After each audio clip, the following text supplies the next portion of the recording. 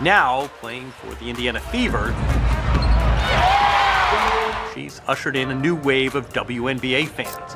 I kind of say it is what it is because Caitlin Clark draws massive viewership and other teams don't. All right, well, looking ahead, we've learned the Indiana Fever will have 41 nationally televised games this season, and that's more than any other team in the WNBA. The WNBA just dropped Caitlin Clark's national TV schedule, and some fans are absolutely furious. While many are celebrating the league's biggest star getting major exposure, others are calling it favoritism. Is the outrage justified, or is this just more woke drama? Let's break it all down. A rising star and a heated debate.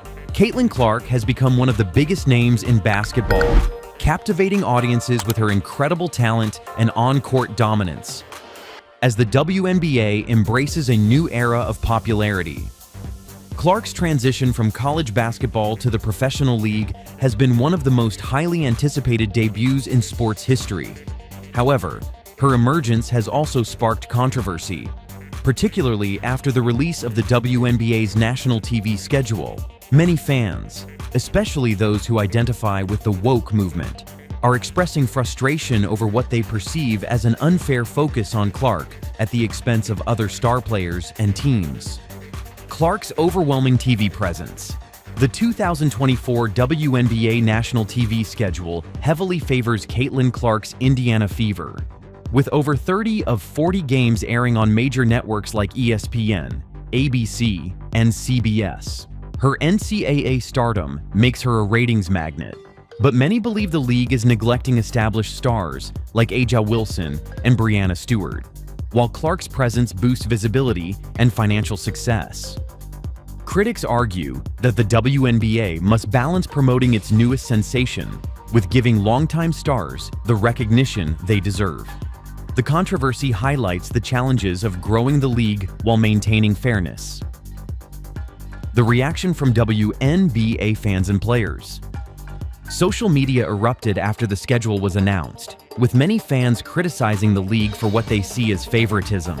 WNBA enthusiasts who have long supported the league argue that prioritizing Clark over veteran players is an insult to those who have worked tirelessly to grow the sport. A'ja Wilson, a two-time MVP and one of the league's biggest stars, has been vocal about the lack of media attention that black players receive compared to white players like Clark. While Wilson and others have congratulated Clark on her achievements, they also feel that the WNBA's marketing approach is ignoring key figures who have been instrumental in building the league's reputation. "People have been grinding in this league for years," one WNBA fan tweeted.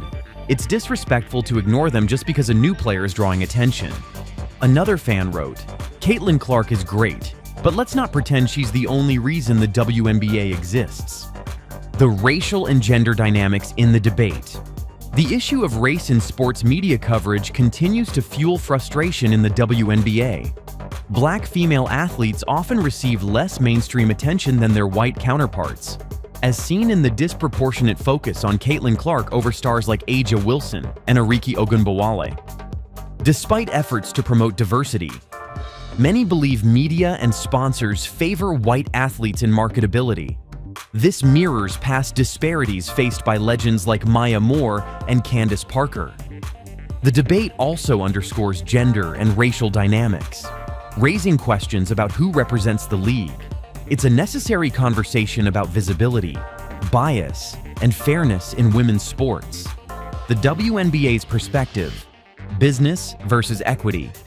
From a business standpoint, the WNBA's decision to showcase Clark makes perfect sense. She is a generational talent whose college games shattered viewership records. Her appeal has drawn in new fans, expanded media interest, and even led to increased ticket sales for Indiana Fever games. The league is hoping to capitalize on this momentum by placing Clark front and center. However, from an equity perspective, the decision is far more complicated.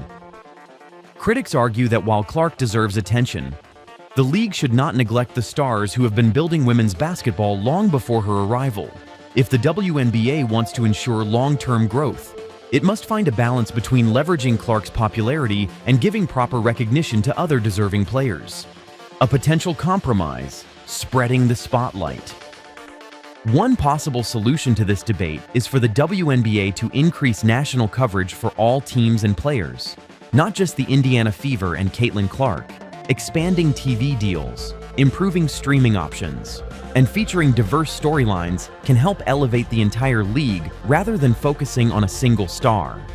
Additionally, sponsors and media outlets should make an effort to highlight the accomplishments of players like Wilson, Stewart, and Ogunbowale. Ensuring that all WNBA teams receive fair media exposure will help avoid alienating longtime fans while still embracing the excitement surrounding Clark. Growing pains or a larger issue?